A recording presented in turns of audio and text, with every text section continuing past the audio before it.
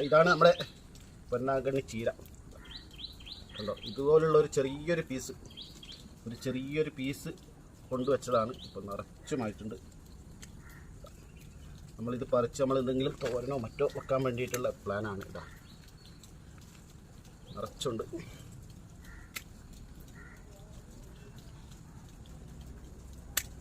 ഇതൊരു ചെറിയൊരു തണ്ട് വെച്ചാൽ തന്നെ നമുക്ക് നിറച്ചും മുളച്ച് കിട്ടും.